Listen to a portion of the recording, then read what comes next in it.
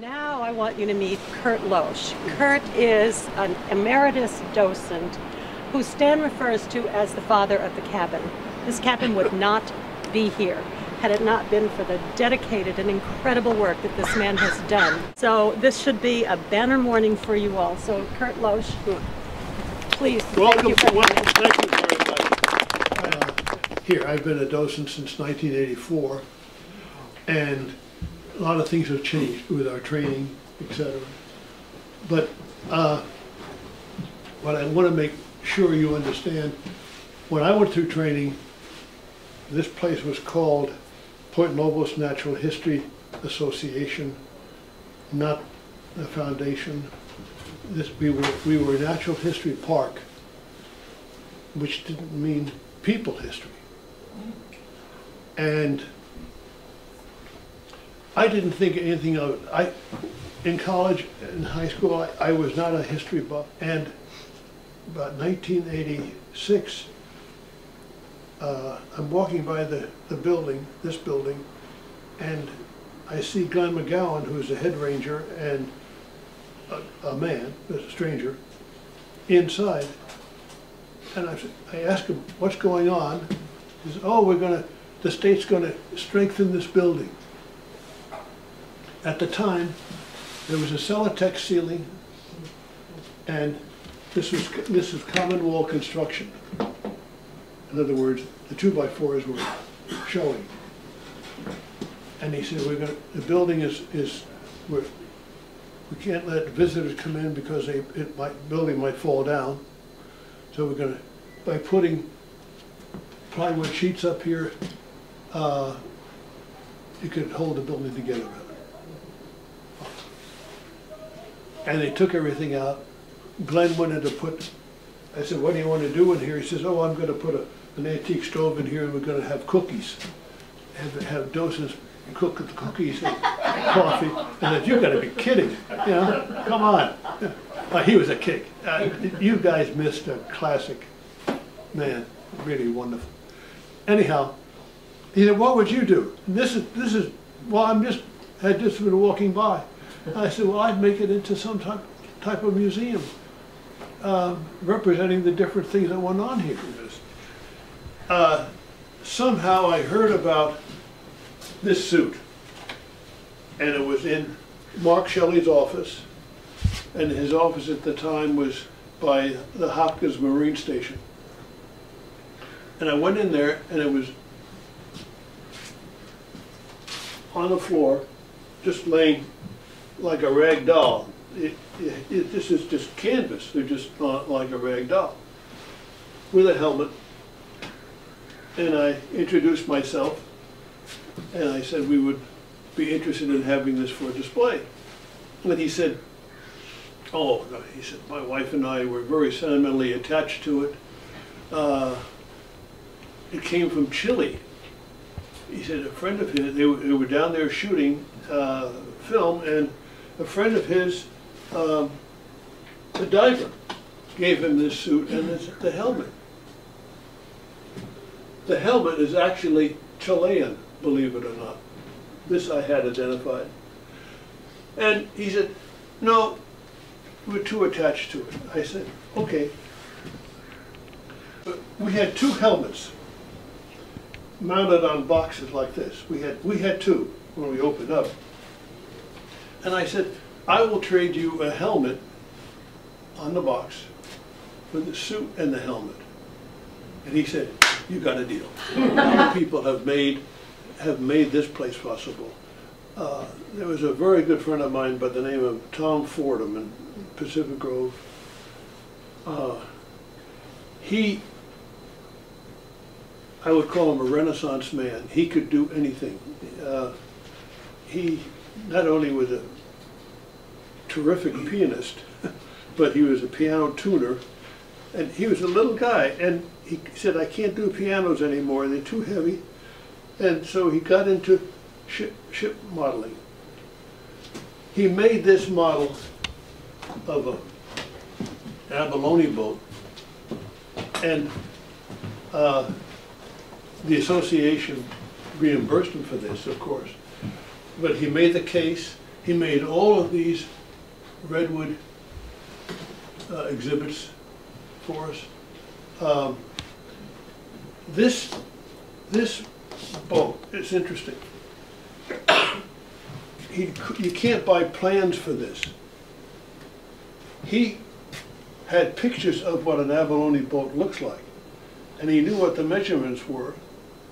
He cut the planks out for the. He built this just as you do a regular ship, from the bottom up, and he took cotton cord, because that lays flat, versus a synthetic cord, or and you could, and a cotton cord. The hose that connects, this hose on the diver's helmet is actually, most of you are too young to remember it, but they used to be, when they had electric wires, they were wrapped individually in cloth, and the overall thing was wrapped. And that's what this is, one piece of wire, because that looked like a hose, and it does. The interesting thing, and all of this stuff he made, the knives, the net, the helmet, I saw in its infancy. He bought the helmet at Britain's. It was a doorknob, brass, solid brass doorknob. And when you get a chance, you take a look at the detail on that helmet, and you'll see the wing nuts that he has on the helmet as he has exactly on here. It's the same. The guy was terrific. He also did the whale boat that's in the whaling station. But and this man was like John Hudson, who was not a docent, but he happens to be a grandson of A.M. Allen, did a lot of work, all of the metal work in here. I took this suit to John immediately. I said, we got to get this thing to stand. And he built a bracket for us out in the back. And he stuffed the legs with paper. And the boots actually come from Point Loesch. They're made out of automobile tires and lead soles. But this, you can see that that it looks like a tire.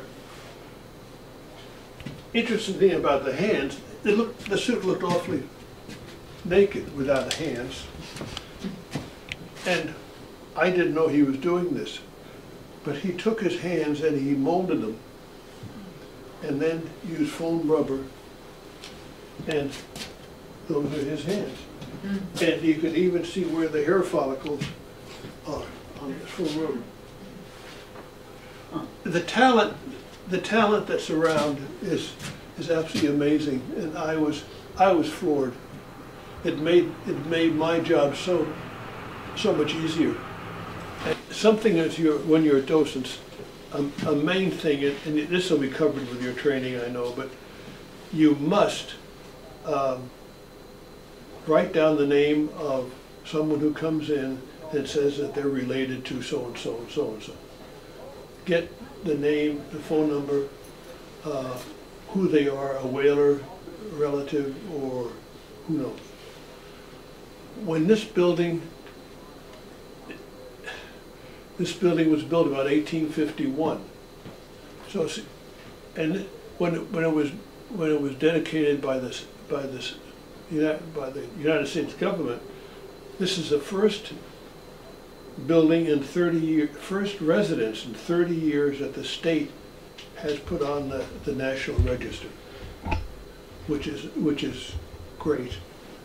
They've put other things on the National Register, but a residence, the first residence. Yeah. The Chinese, when they came here, we felt this was Chinese. In 1985, the state archaeologist came in and took up the floorboards. And some of the docents helped, about 6 or 8 of us helped sift everything. And we went down 2.5 feet and we found 90% Chinese shards, chopsticks, a lot of abalone shells, abalone buttons that they made to sell. No indication as to their name or who built it. The Chinese had arrived in that day and they were illiterate. And they could work like crazy, but they couldn't read or write. So we didn't know who this, we had no idea who this was. One Saturday afternoon, a docent is on duty, and a Chinese lady comes to her and says, you know, you have a mistake on a picture in there. And she said, what's the mistake? She said, well, you call that woman Ah Gum.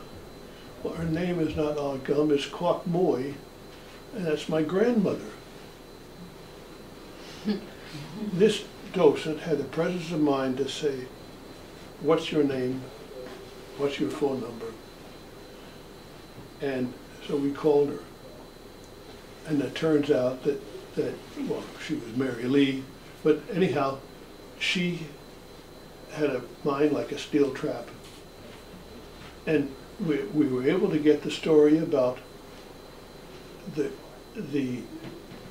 Chinese that came here, not in Pacific Grove.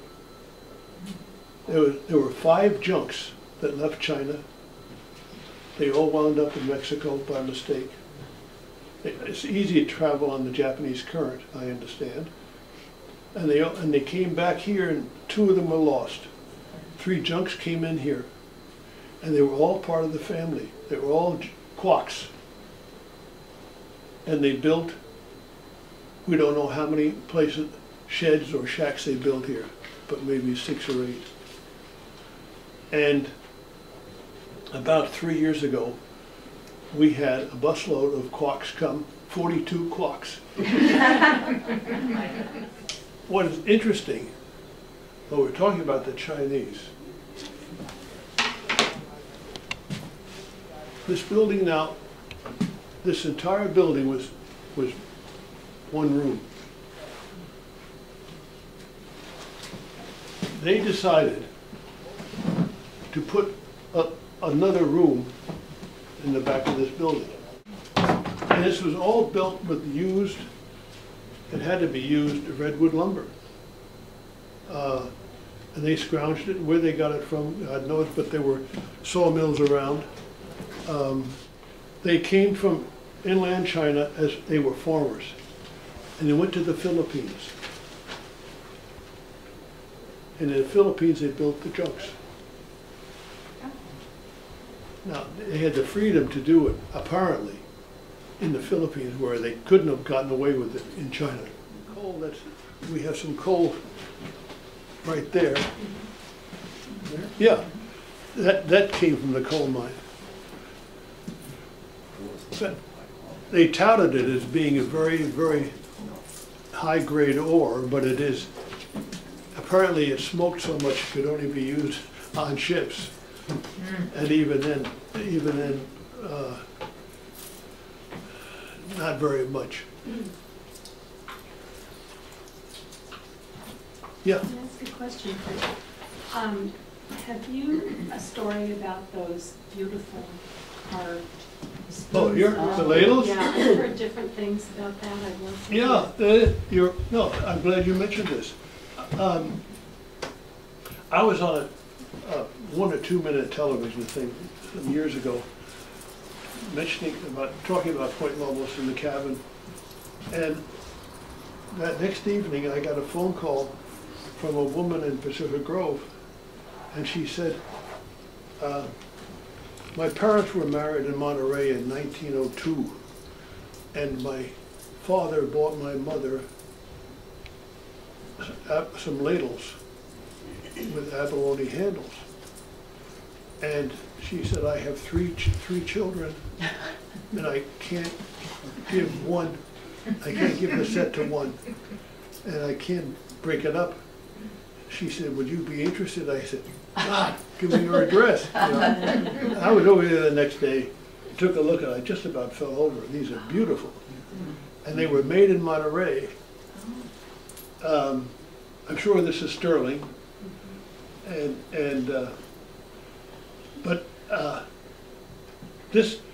Yeah, we had to move things around to put this in. This came in later. But this came because of a television thing. Mm-hmm. Yeah. Is there any story behind what happened to those mounds of shells that were out there? That over the years they were just mounds and mounds of them. Was there some commercial moment that they? Yes, they sold them for $20 a ton. Oh. And they put them in driveways or buttons. They do buttons. Buttons. Oh. They made buttons out of buttons. Pearl buttons, huh? Yeah, abalone pearl buttons. I had shell buttons on things Yeah. as a kid. Yeah, and they made they made a lot of things out of abalone, because it was pearl. There was a Victorine by the name of Avellino Victorine, who was the son of Antonio Victorine. He lived in Salinas. I went to see him, and I got him on tape. And this guy was about 4'8", hilarious, absolutely hilarious.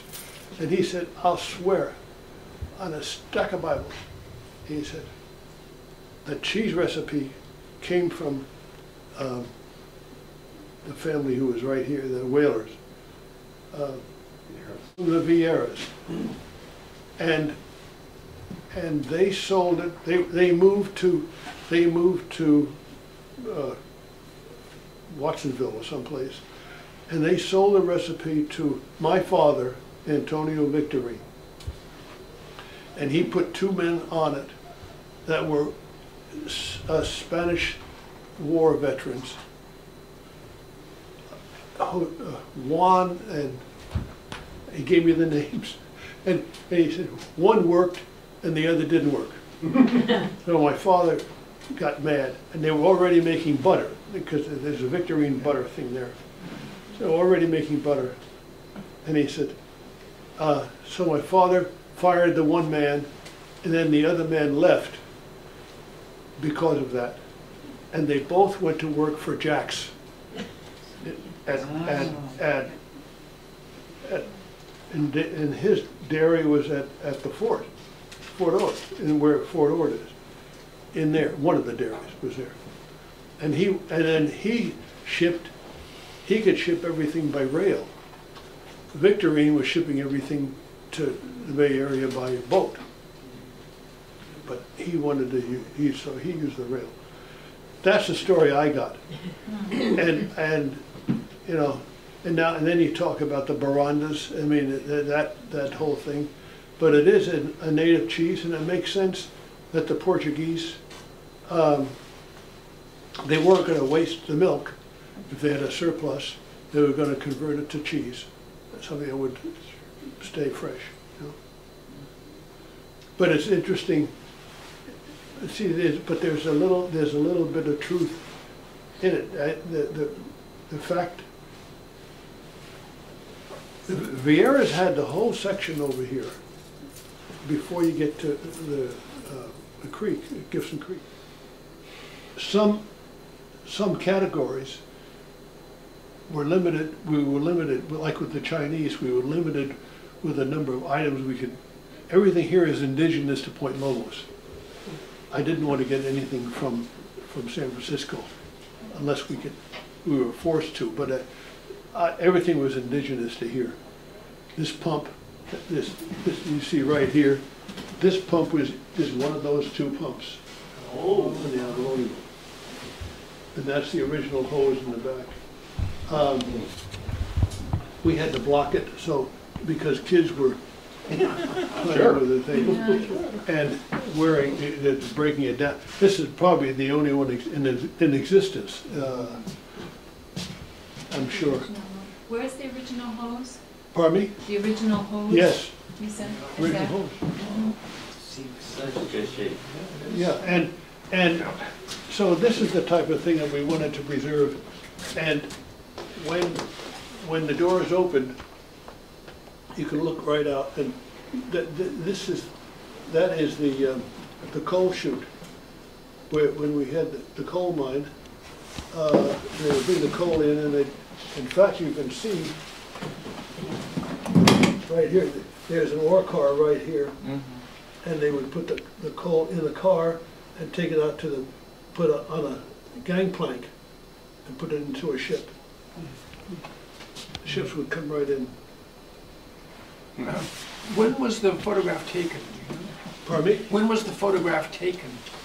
1904. Oh, there it is, right down there. 1904. 1904. Yeah. And you see, then after Abalone. the coal petered out, the Japanese took the abalone, they were drying the abalone. This is before the cannery came. And you see the abalone. They were even drying, look at the size of it. They were even drying it on the railroad tracks.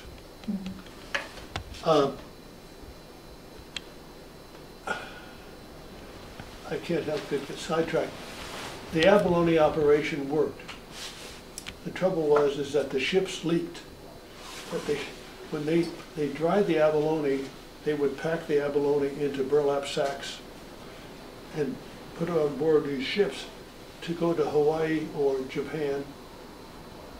And by the time it got there, the water had damaged the abalone. So it rotted them. So the operation ceased for a while, and the Japanese crew went to work for a smaller abalone outfit down by the Highlands Inn. And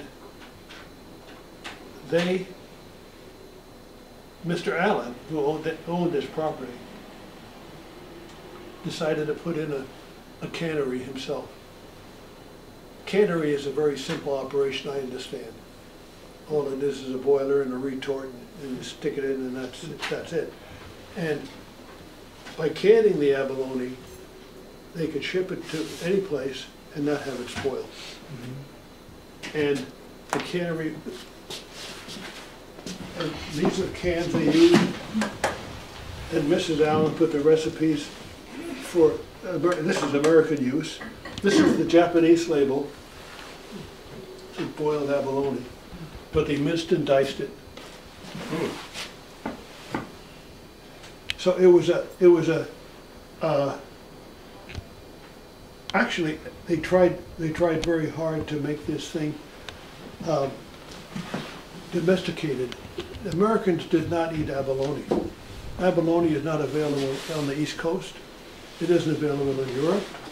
They don't know what abalone is. Only on the West Coast.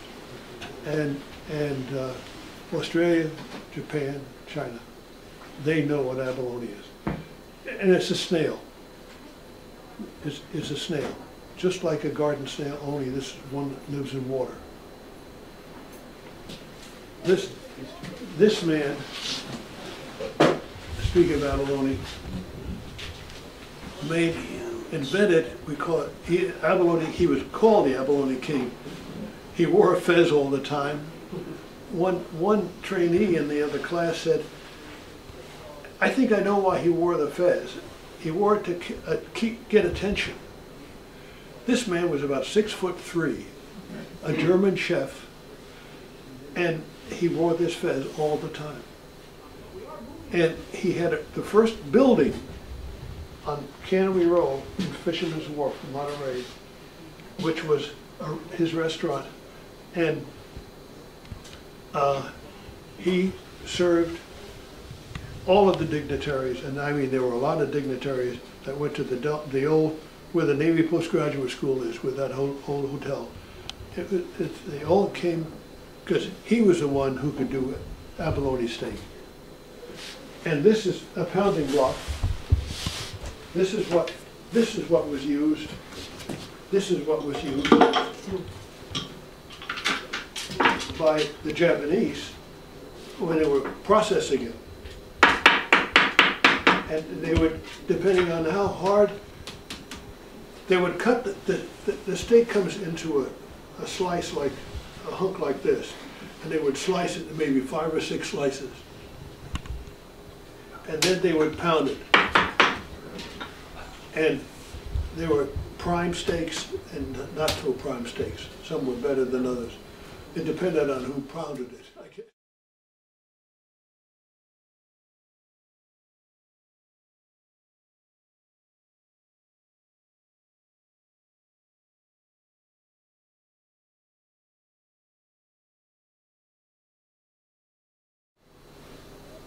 There's a story that I read about a shipwreck at Point Lobos. And you all have heard of Thomas Larkin. He was in Monterey. He was a consul, U.S. consul in Monterey. And the Larkin papers are available in all the libraries. I read in some of the papers about the Star of the West. And this was a ship that was from England, loaded with household goods and owned by a fellow American, the household goods owned by a fellow American that was sending them to Mazatlan, Mexico for sale.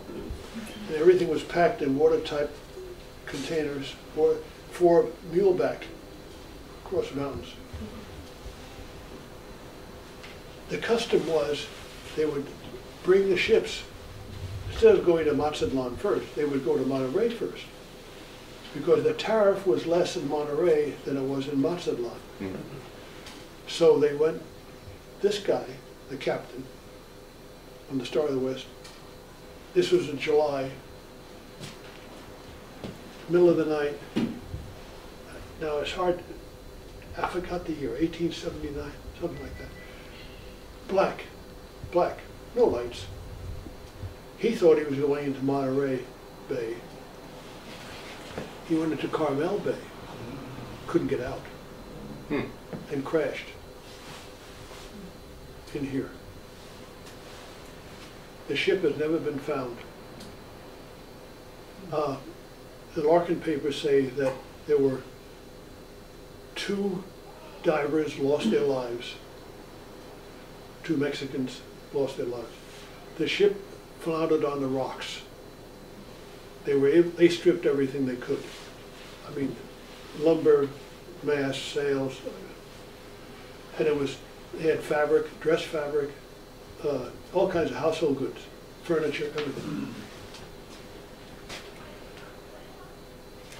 And then I read that a bell was found by a farmer in the Point Lobos area, and they punched a hole in the bell with a plow. So I get a hold of the Monterey Maritime Museum, and they had about 1,500 bells, but nothing with a hole in it. And then I thought, oops, another one. And there was a guy in Carmel who was a nautical collector. Alan Knight. Alan Knight. And I got a hold of one of the daughters, who's passed away, Laney. Laney. And she said, I'll take you into the ship, the ship that he built. So she took me into the ship. And there it is. There is this freaking bell with a hole in it, Oh, my plugged goodness. for a light, with a light. It was over the in the galley, with the sink. I said, that's it. God, I mean, you're searching, you know, you need a little tenacity or something. Oh, my goodness. So I Wow. said, would you consider donating this?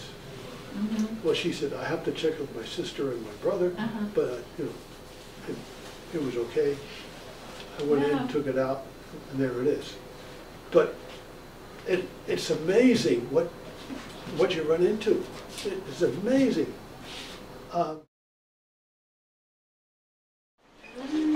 John Hudson made all the brackets for me on this. This is interesting. They call this a waif. And this is something that each whaling boat had. And they used this to signal. There were no cell phones. So they could go left or right or up and down. Oh, They're that's gonna what go they this signal way, with. that Oh, that's way. interesting. And they would, two boats would go out together. Not one, two. If one got into trouble, there was a second one. And if they caught a whale, then they would tow them both in. You know, both of them would tow the But whale, these were on the whaleboats, or they were on the? whaleboats. Oh, really? Yeah. I'll be darned. So they signaled to each other. Very interesting. And So what is this? This is a baler. This was used to scoop out the oil from the Oh, so from the basin. yeah, in the cooking. Okay. And you get the fats.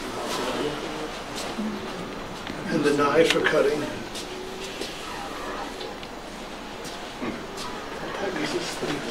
So Kurt, the two ships would use that signaler to signal to one another? Is Yeah. that the idea? I'm going this way, Uh-huh. or stay here, or Yeah, whatever, yeah. you know. They had signals. Kurt, how much would they have to cook the blubber to get the oil out of it? Not much. Not much. You know, so they put it in these cauldrons and wood. Really hot. Yeah. And once it got started, they would use the skin to feed the fire, Mm. and they would be boiling hot and stink. And the women, the wives, would cook Portuguese. They have some type of a fried cake, like a donut, and they would cook donuts in this boiling oil. Oh, yeah. And they used the oil for lubrication. New England was a huge area for manufacturing cotton goods, mills, all lubricated with whale oil. And this is what was used. So it's a fairly good quality oil. Very good. In fact, it was used in mines because it didn't smell, it didn't smoke. And when you have, your grandparents, great-grandparents had whale oil lamps, they didn't smoke. That was a good light, good light. Good light. Then kerosene came into the picture. Does smoke. No smoke. Not if they're fixed right. Pardon me? I've got several of them. They don't smoke if you work them right. Yeah. You keep your air and the light at the right proportion, it doesn't smoke. This shows a,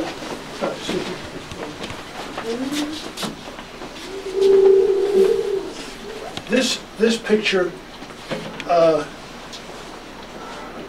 comes from, I had this picture made by a local artist from an original etching. And it shows the parking lot down here, and it shows how they brought the whale in. They used a hoist to move the blubber up to cut it, and then they had the tripods, the cookers, over here, and the barrels were over here. They put they covered the barrels with boughs of cypress in order to keep the grizzly bear. Grizzly bears loved the oil. I read someplace that there were more grizzly bear in Monterey County than any other place in California at this time. But and Monterey County was twice as large as it is now, at least. But this was an unusual way of flensing a whale. How do they keep it from sinking after they captured it? Oh, they had it, well, you can still see it outside. There's a loop in the rock, and there's a loop in the rock up here, Oh, so they put a steel rope between them, huh? and they put no chain. Chain. They ran a chain right down here and attached the whale to the chain, so it wouldn't sink. And that's the block and tackle that they would use there? Is Yes. that right? Yes, that or that, any size, but that's a big one. But it, Like that? and those barrels would be the size of the. They could use a couple of sizes of barrels. This is where John Steinbeck's ashes went. His widow Half of them. dropped them off here on the point. And this is one thing that I allow when I'm on duty. Kids love to climb. Sure. If a family was to have a picture taken in here, fine. It doesn't hurt a thing. That's okay. There are holes in the bottom of these things which we made to keep when it rains. No hot tub, huh? Right. And we don't the hot tub. Yeah, we don't want these to be filled up. I don't want them to rust out. But you notice the flat sides. Well, they use these on board ships, the whaling ships, and they put them close together so they could conduct the heat. Save space. Now this one, look at the shape of that one. Later model. A different one. This one came from Carmel.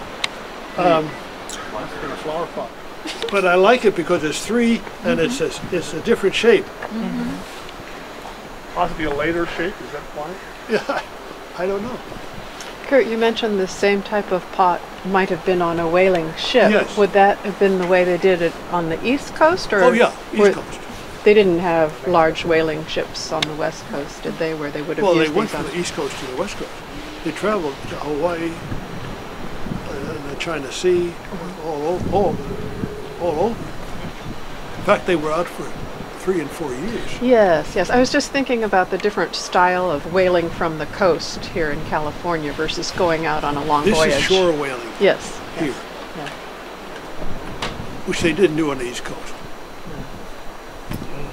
I don't think. Okay. I never heard of shore whaling on the East Coast. You know, but these were on. In fact, to go one step further, have you ever heard of Davenport?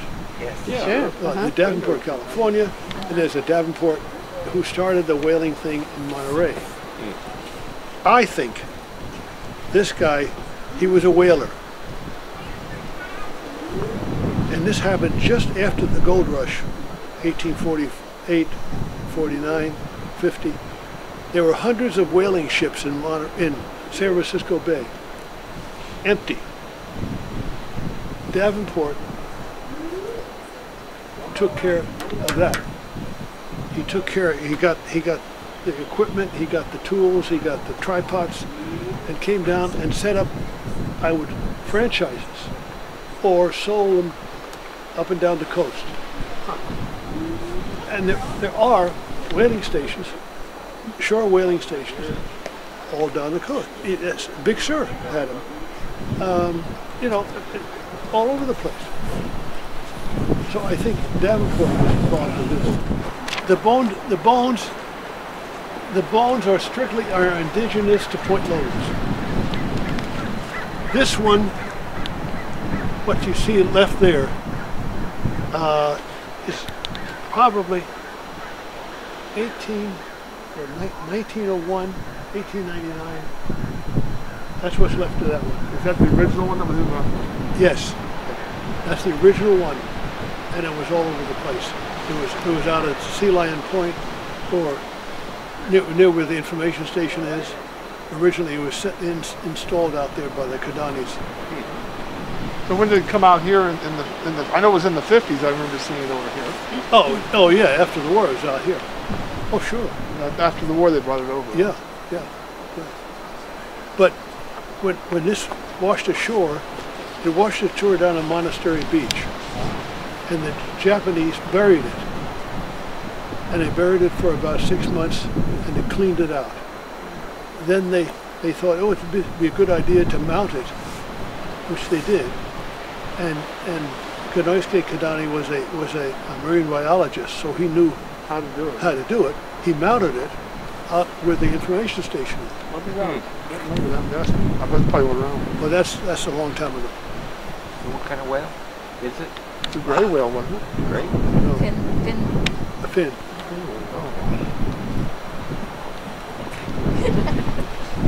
Fin. It was fin. That's unusual. I mean, for here. Yeah. But anyhow, all of these, they died and washed it. Parts of them washed ashore, or were eaten by shark, and the residue. The divers would pick them up and bring it to us. And this piece of baleen here came from this whale right here. This piece is the largest single piece of baleen known to exist. How did you get, oh, it was with that whale, huh? Well, that came ashore with these bones here, and the rangers were able to keep it together. It's very brilliant. I know. We all were. Oh, Kurt, yeah. thank you very much. Thank you We very much. appreciate it. It was just great. Thank you. And I wish you a lot of good fortune in being a docent and enjoy it as much as I did. I really, I've been reborn. I've heard about that many times. So this has been a rebirth. I mean, God, where can you find it? You know? I know. Every time you come here, and I don't care if it's raining or foggy or what, you know. Different experience. It is. Well, thank you for preserving. Good luck. Thank you for preserving you. this. Yes. You know, we really appreciate it. My pleasure. Yeah, every time I show guests, I'll be thinking of you. Really preserving it. Thank you for your stories today. You're welcome. There'll be more.